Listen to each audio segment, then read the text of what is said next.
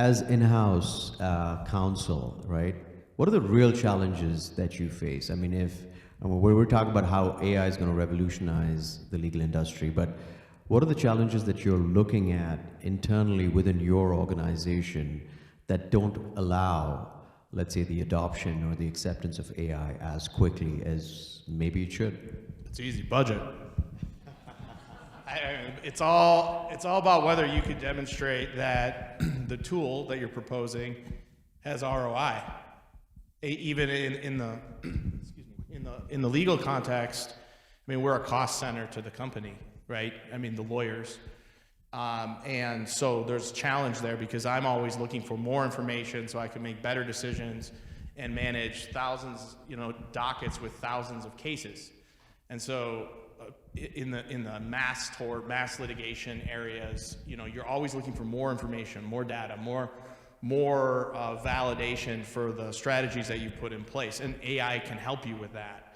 But explaining to the general counsel why we need to pay, $500,000 for this tool so that, I can evaluate a case faster or more accurately, they look at you and say, well, that's what we pay you to do now, and so you have to show, well, why is that? Where is the efficiency coming to the company? Where is the benefit coming?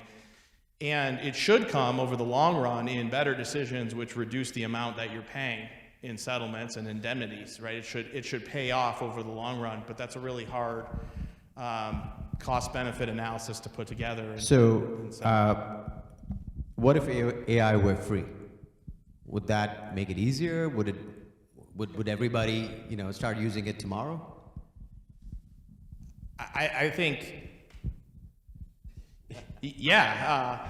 I think there's some concerns around accuracy, like some of the things we were talking about. Am I actually getting the lawyer's view on this? But we're not using AI as much to draft pleadings or to have our lawyers that we're paying draft pleadings. We're looking at using AI to, really analyze, to cull down mass amounts of data and get that data to the right person's hands.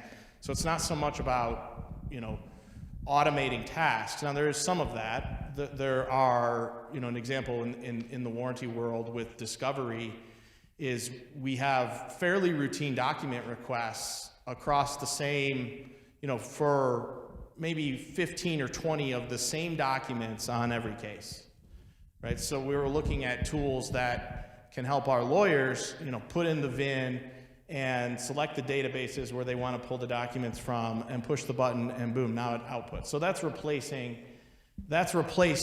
hours and hours of paralegal time where they would be going into these systems, searching them and collecting those documents, right?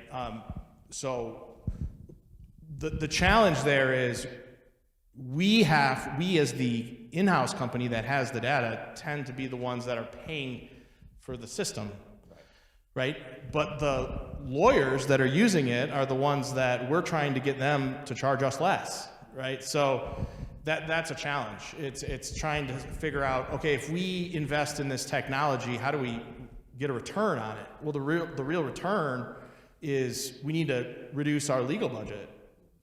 So they have to be more efficient or handle more cases with the same level of people, right? More efficient.